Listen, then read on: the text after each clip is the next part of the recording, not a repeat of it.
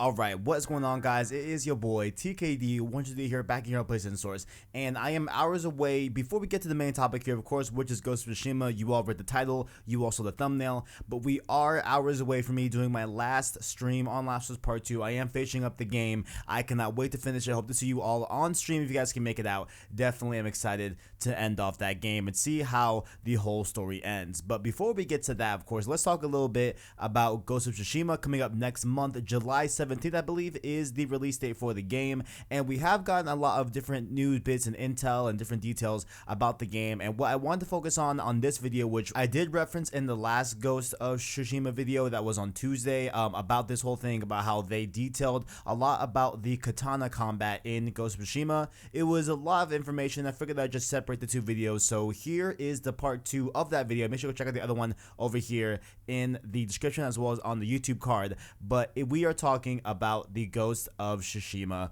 Katana combat.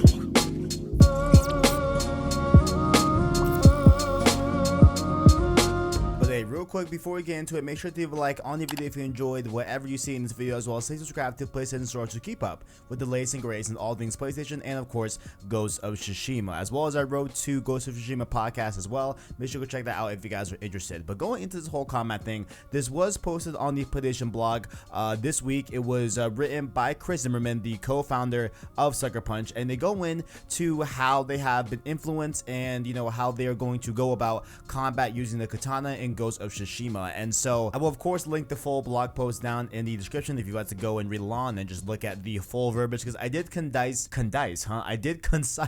a lot of what they said into just short bite-sized paragraphs. I kind of got the gist of it and everything and stuff like that. But if you want to hear the full thing or read the full thing, not hear it, you know what I'm saying? I mean, like, I don't know if someone recorded it, but if you want to read the full thing, down below in the description. But they broke up the whole combat, about using the katana in Ghost of Tsushima into 3 different sections.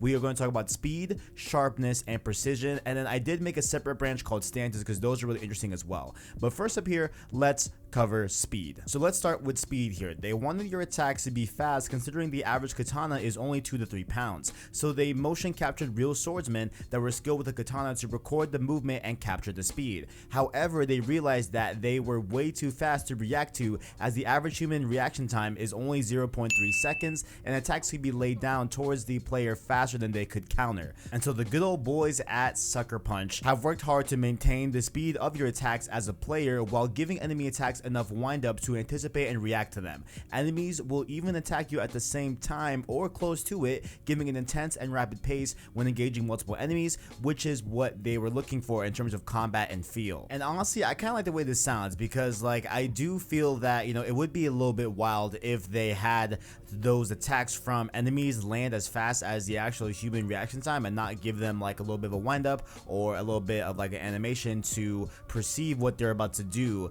so that way you can learn as a player how to approach and how to react to different movements that the enemy makes and stuff like that. Like if it was just like a regular human reaction time and like how they attack, that would feel super jarring, and I know that a lot of people would be just considering that would be kind of unfair in that facet. But I do like how we have a little bit of that in terms of being able to learn different enemies and how they attack and everything. And I do love the prospect of having multiple enemies attack you, even though the combat looks so intense and so I guess unforgiving in a way, because that's going to add a lot to the overall kind of intensity and feeling that Jin that's kind of alone in this pursuit to fend off against the Mongols of his island of Tsushima. Next up here, we go over sharpness on the blog here. Respect the katana was one of the sayings during the development based off of Jin's family katana, the Sakai Storm, and how much respect he treats it. By the way, that is a super cool name for a katana. Oh my god, the Sakai Storm, are you kidding me? Are you for real? Imagine like you get slain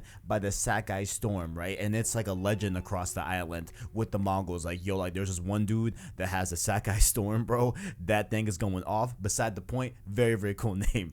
In doing so, they have it in the game where not only enemies can be taken down with a few strikes, Jin can also fall to the same fate by the same amount of hits with their katana. They really want the focus part of the combat to be at the heart of the experience, not ever feeling like the enemy or you are quote-unquote bullet sponges or I guess katana sponges in this game. It's also cool that this is based off of the shoes Jin is in during the Ghost of Tsushima campaign, and they want you to feel the same way.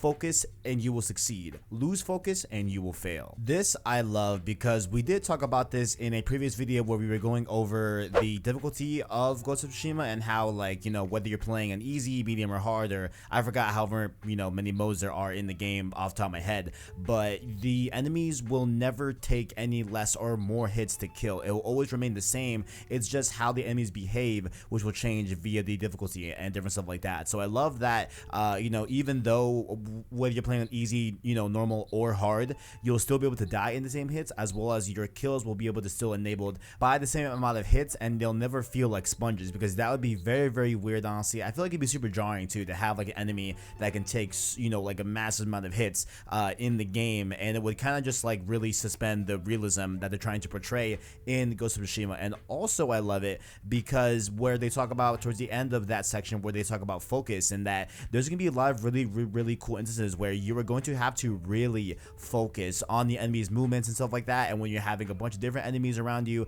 it's going to be super intense. It's going to add to that intensity that they wanted to have with having a lot of people engaging Jin and different stuff like that. It's going to be great. So I think overall it's super cool. And I mean, come on, the Sakai Storm, come on now. Next up here we have this section here called Precision. They've worked hard to make the player's input feel smooth in terms of response and animation time that flow naturally between movements. Although Jin has fast attacks, his slow attacks are powerful but can be cancelled out at any point to make up for unexpected moves from the enemy.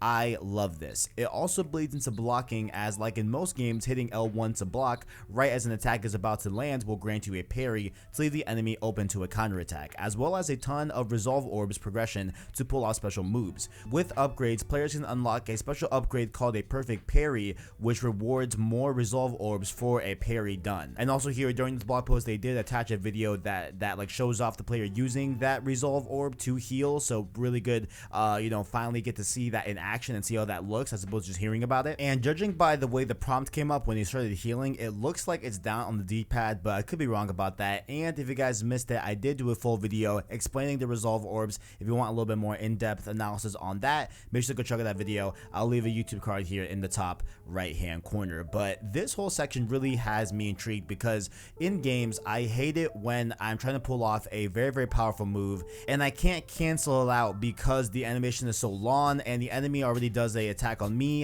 and it just ends up screwing me over when I try to do a big blow. And I know like that could be just that, hey, you know, get good, Kev, like, you know what I'm saying, like it is what it is. But I do like having this flexibility where even though I am landing a massive blow on the enemy, if I can still pay attention to that enemy and realize that they are about to land an attack on me, I can react to that as well, and I can one-up him when he's trying to one-up me. And so I do like having that flexibility of being in a better position whenever I can, if I know how to get in that better position, if that makes sense, you know. So I do like how seemingly I won't be locked into an animation and I can cancel it out whenever I want to, as well as of course parrying is always great. Counterattacks are always great in these type of games, and of course it was going to be here judging by there is a katana, and definitely a lot of the combat is based off of one-to-one samurai type style and Ghost of Tsushima type style of combat. So definitely makes sense we'll have parrying and blocking and counterattacking. And I do love the aspect of a perfect parry as well. Like that we didn't get a ton of detail on, and maybe it just only gives you more resolve orbs, but I think there might be more to a perfect parry that they're not telling us. That's just my thought. Maybe, I don't know, could be completely wrong. Let me know your thoughts in the comments below. Do you think maybe like the perfect parry will grant you like more time to pull off a counterattack, and maybe that's what makes it even more better than a standard parry? Let me know your thoughts in the comments below. And lastly here we have the juiciest section of this entire thing that I made. It was technically in the precision type of section in the vlog, but I wanted to just split it off and talk about it separately a little bit here. So stances is what we're going through next. As Jin faces more and more enemies, he examines and learns from them. Through this knowledge, he goes beyond the traditional blocking stances and develops different stances to respond given the opponent. Stone stance is his ancestral style and is used for Mongol swordsmen, as it is a stance used to combat other enemies with swords and katanas. However, water stance is best used for those with shields, as Jin develops this stance out of frustration due to stone stance being ineffective against Mongols with shields. And so there is a video clip here of him switching actually from a stone stance, which is more of a just holding the katana like upright, you know, at a 90-degree angle, versus the water stance, which he does transition to later on in the clip, where it goes more of a above the head, like horizontal type of way of holding it. And it's very, very interesting here because they laid out on the blog and they showed images of 2 different other types of stances that we haven't got a lot of intel yet. And so I would love to see what those stances are. I'm gonna do a little research on my own, and maybe I could find something in combat techniques that, you know, represents these different stances in terms of blocking. I'm gonna try and do some research and see if I can figure out what those other 2 are. But there are 2 other stances that will be useful in combat given the enemy and what they have equipped for them. And so I love this type of thing because this adds another layer of complexity where you can really be successful if you are using those stances and making sure that you're using the correct stance for the correct enemy and stuff like that. And like having to switch off to them, you know, with different enemies, it's gonna look really, really cool, and it's gonna be very, very in depth. And again, this also doubles down on that focus that they want you to have in this game, and this very, very methodical type of combat system where you can die from a few hits and you can kill people with a few hits. And so using all your tools and the information at your disposal, knowing the different animation types to what they're about to use to attack and when to parry, and knowing what type of equipment they have and what, you know, blocking stance works the best for those enemies, it's going to be really, really cool, and it's going to be really, really satisfying, I bet, to really learn all of the different aspects of this game and how to engage enemies from a enemy to enemy basis. It's going to be really neat, guys. Like, I really cannot wait for this combat. I can't wait to get my hands on it. I really want to play this game. And ladies and gentlemen, there we have it. That has been the overall Katana combat breakdown for Ghost of Tsushima. And once again, if you want to get the full rundown, link below in the description if you want to get the full reading and what they say about the whole thing, because there's a lot of cool stuff that I didn't talk about here in terms of development and everything, and how they went along the process and different things that they were influenced by. So definitely, if you're interested, definitely check out that link down below in the description. And also let me know your thoughts on everything that we talked about here. How do you guys feel about the speed, the sharpness, the precision, and the different stances, as well as how you'll be utilizing your combat with the katana in Ghost of Tsushima? Let me know your thoughts down in the comments below. And make sure also, while you are down there, to check out our description where you can find our Twitter, our Discord, as well as our Anchor link to listen to our long form content in podcast format. That, of course, being Road to Part 2, as well as Road to Ghost of Tsushima, which goes live every Sunday and Saturday, respectively. Like the video if you enjoyed it, as well as stay subscribed to PlayStation Source to keep up with the latest and greatest in PlayStation and all things Ghost of Tsushima. Thank you for watching, and as always, greatness awaits.